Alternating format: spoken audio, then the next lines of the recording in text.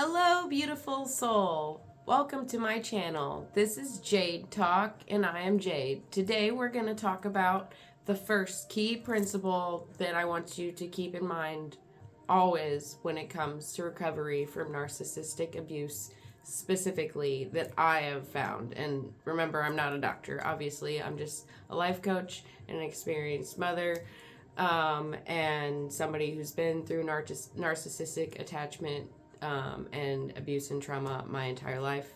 Um, the key principle that you really need to keep in mind as you enter into the phase of leaving the narcissist and then recovery from doing so is that you need to give yourself the space to heal, to get upset. It's okay to get upset. It's okay to lose your shit. Excuse my language, but it's okay to get so upset that you're in bed for 5 days straight and you can't get up.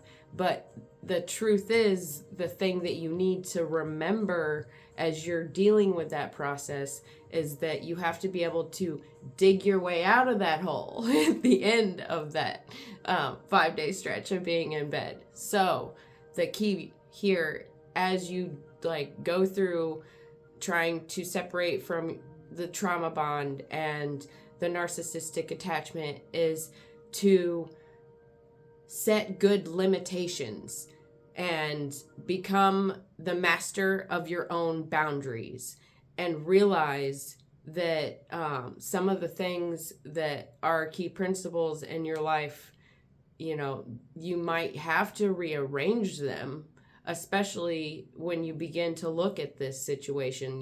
What am I going to do to escape or to rebuild from this traumatic life event that has almost rocked me to my core? Well, the first thing you're going to have to do is give yourself the space and time to heal, and accept that that's going to be part of the process, but also put good, solid boundaries on that, and ones that are going to be conducive and, in accordance with where you are in the healing process. So if you're just leaving him, you might spend that 5 days in bed. But 6 months down the road, where I am, if I think about the narcissist, I make myself stop right then, and I've developed a plan of action, an emergency plan of action that I have instilled, which I will explain to you in another episode later on down the road. But you need to, first of all, give yourself the space to be able to heal and set solid boundaries so that that's possible. Whether that's, I need to leave him, I need to leave the narcissist, the family member, the coworker, what have you, and never talk to them again.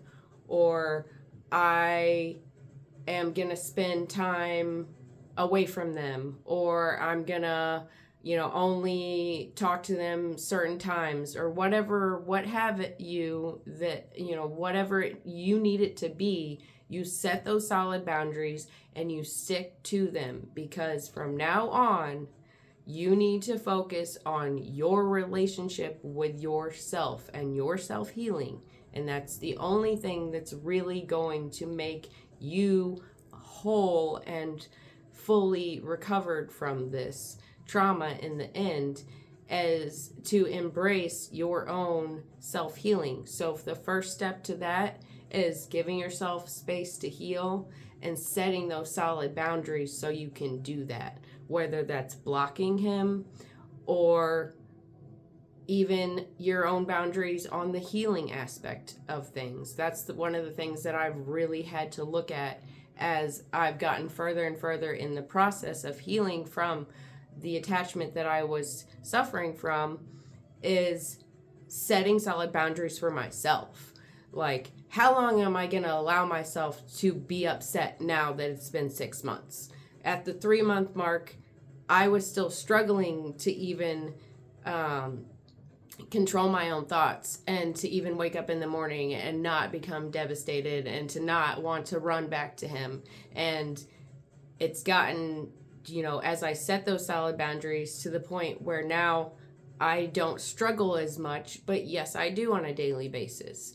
So here is my take on what to do. And the first step would be to give yourself the space that you need to heal. If you need to, use your PTO time and call into work and take a week off and go stay at your friend's house 2 states away so that you can't be contacted by this guy or friend or whatever, then you do that and you take the time to heal yourself, and then you set solid boundaries on that healing process so that you're respecting your own personal boundaries, because that is going to be the first 2 key steps, is allowing yourself the space to heal, and then setting the boundaries that you need to do so and giving yourself that space. Thank you again for your time, and peace, love, and light. Blessed be.